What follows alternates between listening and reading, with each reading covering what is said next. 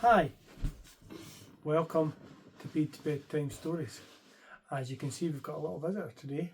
This is Craig. So we're going to be reading Dinosaur That Pooped the Planet. Hello, you guys. So are you ready? You going to listen? I said hello, you guys. Okay, you going to listen?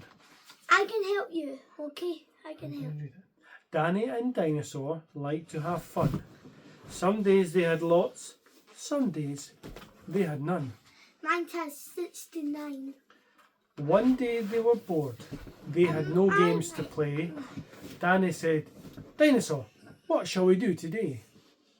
We could mow the lawn, we could tidy the place, we could do our chores, or we could go to space. I whispered as But you mustn't forget to have lunch," said their mummy.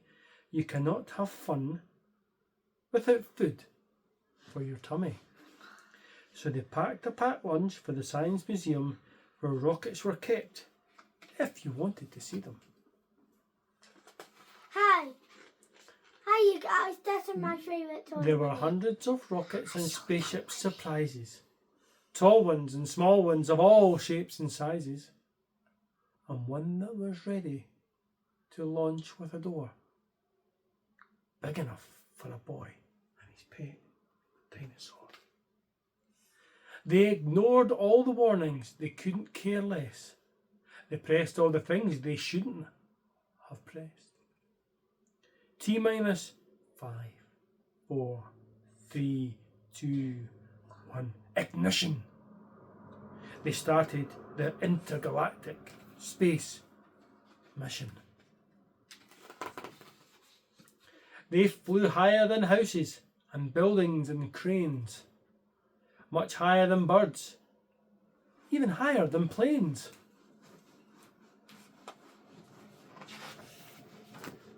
"We're in space," Danny yelled as he floated around. But the dinosaur tongue made a rumbling sound. "Is it time to have lunch?" Danny looked at his watch. Then he looked all around for the dino's lunchbox. Danny started to worry, then started to panic. They'd left their packed lunches back home on their planet. So, with no food on board, not the smallest of crumbs, a disastrous dinosaur feast had begun. It gobbled up gadgets and gizmos galore.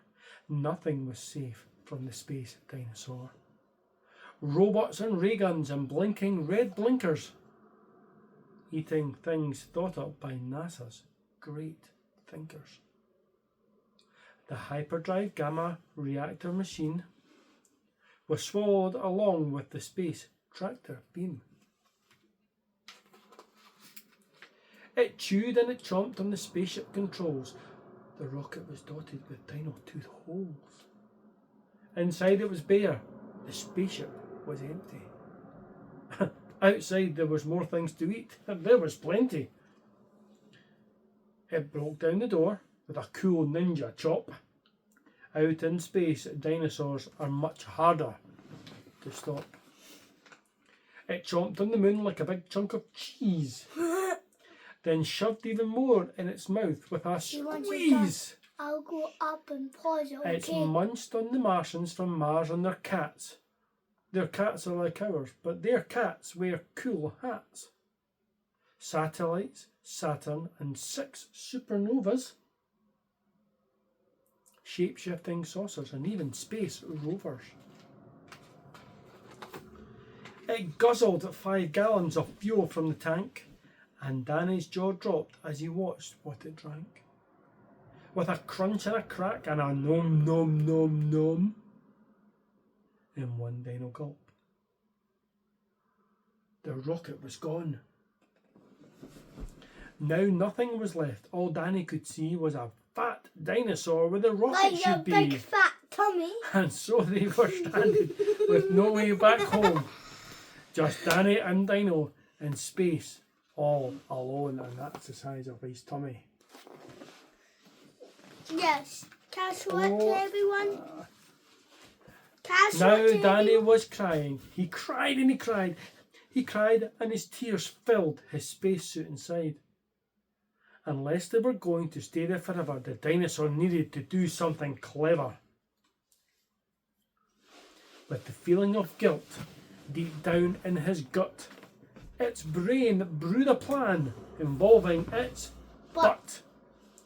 It knew there was only one thing it could do.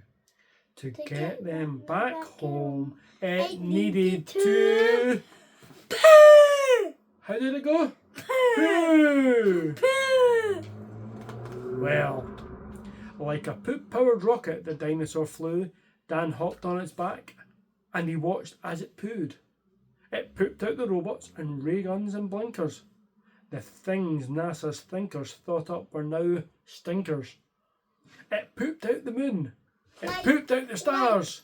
Like carbon called me a stinky. It pooped the space rovers and Martians from Mars. When Danny looked back, he could see a poop trail from far out in space to the dinosaur's tail. They headed for Earth and they started to orbit. It pooped on the clouds, but the clouds just absorbed it. They flew past the buildings and streets of their town, leaving the houses all smelly and brown, and finally landed back down on the ground. Hooray, Danny cried, we're home, safe and sound. They looked to the sky, and the things that were pooed had formed a poop planet right next to the moon. And so Danny promised to listen to Mummy, because fun is not fun without food for your tummy. And there's a big picture of the moon and the planet beside it. What the poo? And just when you thought all the pooping was done, a Mars cat plopped out of the dinosaurs. Bum. And that is the story of a dinosaur that pooped the planet. If you like this, please subscribe. And if you have any story requests, please don't hesitate to leave a message. Okay, thanks very much.